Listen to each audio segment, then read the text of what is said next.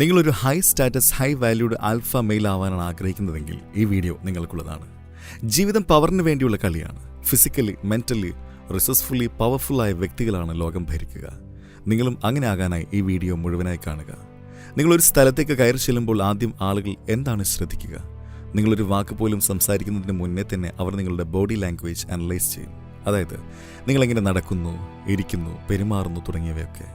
ഒരു പവർഫുൾ മാൻ എപ്പോഴും രാജാവിനെ പോലെ ശാന്തമായി നെഞ്ചുവിരിച്ച് ആത്മവിശ്വാസത്തോടു കൂടിയാണ് പെരുമാറുന്നത്. ആരുടെ മുന്നിലും പേടിയൊന്നുമില്ലാതെ പെരുമാറാൻ അവർക്ക് സാധിക്കുന്നു.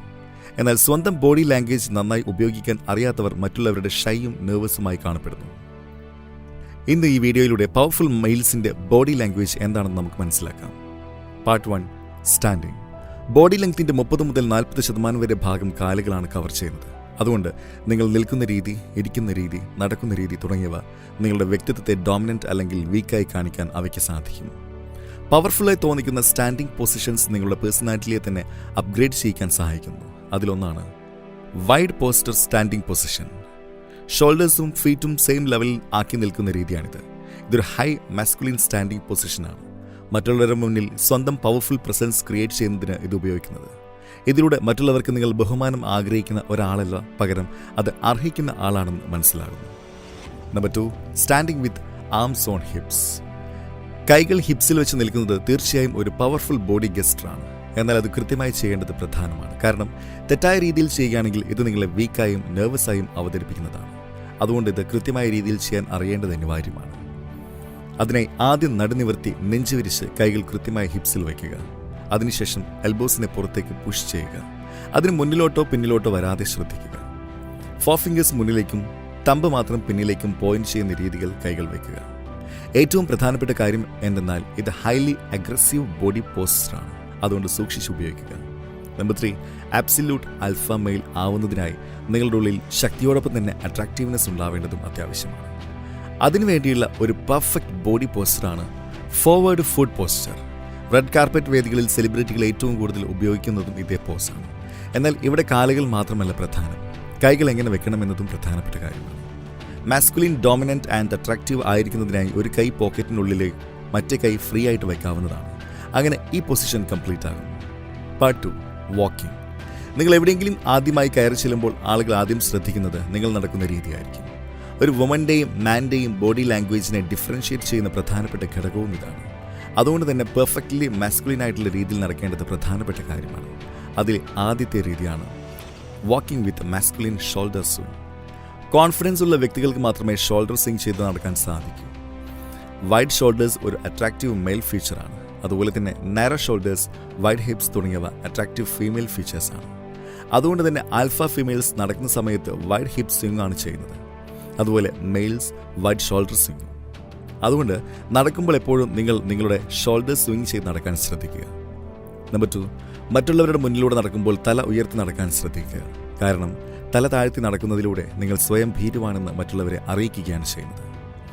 നിങ്ങളുടെ കൈകൾക്ക് മികച്ച ഇംപ്രഷൻ ഉണ്ടാക്കാനും അത് നശിപ്പിക്കാനും ഉള്ള കഴിവുണ്ട്. ആരോടെങ്കിലും സംസാരിച്ചു വരുമ്പോൾ കൈകൾ പോക്കറ്റിലിടുകയോ ക്രോസ് ചെയ്ത് വയ്ക്കുകയോ ചെയ്യുന്നതിലൂടെ നിങ്ങൾ സ്വയം അണ്ടർ കോൺഫിഡൻ്റ് ആണെന്ന കാര്യം അവരെ അറിയിക്കുകയാണ് ചെയ്യുന്നത്. അതുകൊണ്ട് കൈകൾ സ്വിംഗ് ചെയ്ത് നടക്കാൻ ശ്രദ്ധിക്കുക. നമ്പർ 4, നിവർന്നു നിന്ന് സ്ലോ ഹെഡ് മൂവ്മെൻറ്റോട് കൂടി നടക്കുക. Part 3, sitting. നല്ല രീതിയിൽ നിൽക്കുകയും നടക്കുകയും ചെയ്യുന്നതിലൂടെ നിങ്ങൾ നിങ്ങളുടെ പവർ ഡോമിനൻസ് തുടങ്ങിയവ മറ്റുള്ളവരുടെ മുന്നിൽ കാഴ്ചവെക്കുന്നു. എന്നാൽ തെറ്റായ രീതിയിൽ ഒന്ന് ഇരിക്കുന്നതിലൂടെ അത് മുഴുവൻ നഷ്ടപ്പെട്ടു പോകാം. അതുകൊണ്ടൊരു രാജാവിനെ പോലെ റിലാക്സ്ഡായും കാമായും ഇരിക്കുക. നമ്പർ 1, വളരെയധികം ആത്മവിശ്വാസത്തോടു കൂടി നെഞ്ചു വിടർത്തി കൈകൾ രണ്ടും ചെയറിൻ്റെ സൈഡിൽ വെച്ച് മാക്സിമം സ്പേസ് യൂട്ടിലൈസ് ചെയ്തിരിക്കുക. സിമ്പിൾ സിറ്റിംഗ്, സ്റ്റാൻഡിംഗ് പൊസിഷൻസ് നിങ്ങൾക്ക് ഹൈ സ്റ്റാറ്റസും ഡോമിനൻസും നൽകും. ഇരിക്കുമ്പോൾ നിങ്ങൾ ശ്രദ്ധിക്കേണ്ട ചില കാര്യങ്ങളാണ്: ഇരിക്കുന്ന സമയം തല കുനിക്കരുത്, മുഖത്തെപ്പോഴും ചെറിയ പുഞ്ചിരി സൂക്ഷിക്കുക തുടങ്ങിയവ. Number 2, the leg over crossed position. ഇന്ന് പലരും വിചാരിക്കുന്നത് ക്രോസ് ലെഗ് ഒരു തെറ്റായ പോസ്റ്ററാണെന്നാണ്. എന്നാൽ ശരിയായ രീതിയിൽ അവതരിപ്പിക്കുകയാണെങ്കിൽ ഇത് ഡോമിനന്റ് ഗസ്റ്ററിലെ ഏറ്റവും മികച്ച ഒന്നാണ്. എന്നാൽ റിലേഷൻഷിപ്സിൽ ഇത് പരമാവധി ഉപയോഗിക്കാതിരിക്കുക. കാരണം ഇത് നിങ്ങളെ അറോഗൻ്റ് ആക്കി ചിത്രീകരിക്കാൻ സാധ്യതയുണ്ട്. നമ്പർ 3, 2 കാൽമുട്ടുകളും ഷോൾഡർ ലെവലിൽ വരുന്ന രീതിയിൽ ഇരിക്കുക. പരമാവധി സ്ഥലം ഉപയോഗിച്ച് നടുനിവർത്തി ഷോൾഡർ വിടർത്തിയിരിക്കുക. ആരുടെ മുന്നിലും തലകുനിച്ച് നടുവളച്ച് ഷോൾഡർ നേരോ ആക്കിയിരുന്ന് സംസാരിക്കരുത്. കോൺഫിഡൻസ് കാണിക്കുന്ന തരത്തിലുള്ള ഗസ്റ്റേഴ്സ് തിരഞ്ഞെടുക്കുക. Part 4, communication. ഒരു ഡോമിനന്റ് മെയിലിൽ നല്ല ലീഡർഷിപ്പ് ക്വാളിറ്റീസ് ഉണ്ടായിരിക്കണം. അതിലേറ്റവും പ്രധാനപ്പെട്ട ഒന്നാണ് കമ്മ്യൂണിക്കേഷൻ സ്കിൽസ്. ഒരു പഠനത്തിലൂടെ മനസ്സിലായ കാര്യമാണ്, എഫക്റ്റീവ് കമ്മ്യൂണിക്കേഷനിൽ 55% ബോഡി ലാംഗ്വേജും 38% വോയിസ് ടോണിനും വാക്കുകൾക്ക് വെറും 7% പ്രാധാന്യം. ഒരാളുമായി സംസാരിക്കുന്ന സമയത്ത് അയാൾ നിങ്ങളുടെ posture, facial expression, hand movements തുടങ്ങിയതിലൂടെയാണ് നിങ്ങളുടെ ബോഡി ലാംഗ്വേജ് മനസ്സിലാക്കുന്നത്. നമ്മൾ ഈ വീഡിയോയിൽ ഉടനീളം പോസ്ചേഴ്സ്, ഫേഷ്യൽ എക്സ്പ്രഷൻസ് തുടങ്ങിയവയെ പറ്റിയാണ് പറഞ്ഞത്. ഇനി ഹാൻഡ് മൂവ്മെന്റ്സിനെ പറ്റി മനസ്സിലാക്കാം. ഇതിനെ നിങ്ങളുടെ കമ്മ്യൂണിക്കേഷനെ 50% എഫക്റ്റീവ് ആക്കാൻ സാധിക്കും. അതുകൊണ്ട് തന്നെ പൊളിറ്റീഷ്യൻസ്, ബിസിനസ്മെൻ, സെലിബ്രിറ്റീസ് തുടങ്ങിയവരൊക്കെ ഈ ഗെസ്റ്റർ യൂട്ടിലൈസ് ചെയ്യുന്നത്. അതിൻ്റെ പേരിൽ സംസാരിക്കുമ്പോൾ അനാവശ്യമായി കൈകൾ ഉപയോഗിക്കുന്നത് നിങ്ങളെ കൂടുതൽ നെർവസ് ആക്കാനും സാധ്യതയുണ്ട്.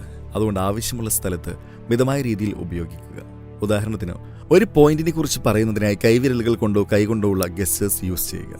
ഏതെങ്കിലും ഒരു പ്രത്യേക വാക്കിനെ കുറിച്ച് പറയുന്ന സമയത്ത് നിങ്ങൾക്ക് ഫിംഗർ പോയിന്റിംഗ് യൂസ് ചെയ്യാവുന്നതാണ്.